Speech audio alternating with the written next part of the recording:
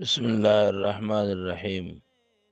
محترم سامعین، پروګرام تحفه د سهار شروع شو او نن دې پروګرام کې مونږه په دې گفتگو کوو چې روزه کې دروغو نه بچ کېدل دا فرض دي، ضروری دي چې سړی ځان د دروغو نه وساتي.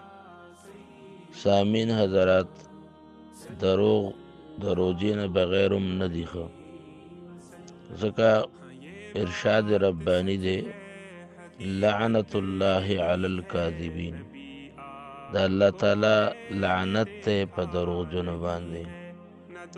د حدیث شریف مفهوم دی چې کله انسان دروغ ووایي نو د دې دروغو د بدبویۍ د وجې نه دنه فرشتې لرې شي. دا دومره ګنده عمل دی دروغ ویل.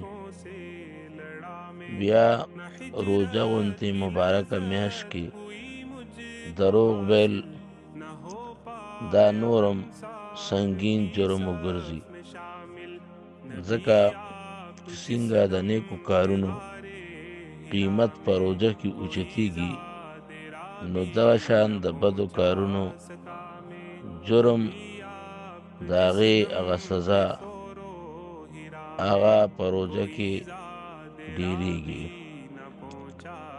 دې سلسله کې صحیح بخاری شریف کې حدیث مبارک تے سردار دو جہان صلی اللہ علیہ وسلم هغه وی من لم یدع قول الزور، کم سړی چې نه پریدي وینا د دروغو، والعمل به او عمل په دروغو، نه دروغ خبره پریدي او نه په دروغ باندې عمل پریدي، فلیس لله حاجة، نو نشتا الله ته ضرورت فی ان یدع طعامه، پدې کې چې دې طعام پریدي، و شرابه اسکل پرید، دې دروغ نه پریدي بیا دې سکل پریدي او خوراک پریدي سکل پریدي، نو دا الله دیتا اس ضرورت نشتا. دا حدیث شریف صحیح بخاری کی دے او فتح الباریس جلد سلورم صفحہ 116 کی راغست دے.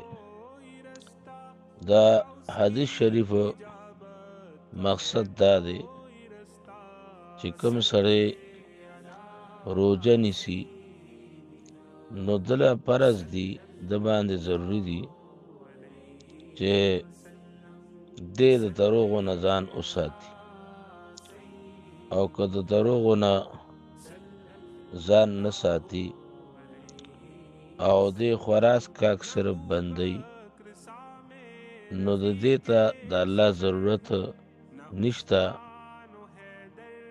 الله تعالی دا غواړي چې انسان د ګناه په ذریعه سره تقوا حاصله کړي او بیا دروغ غوندې عظیم جرم نه ځان بچ کول در روزې تقاضا ده.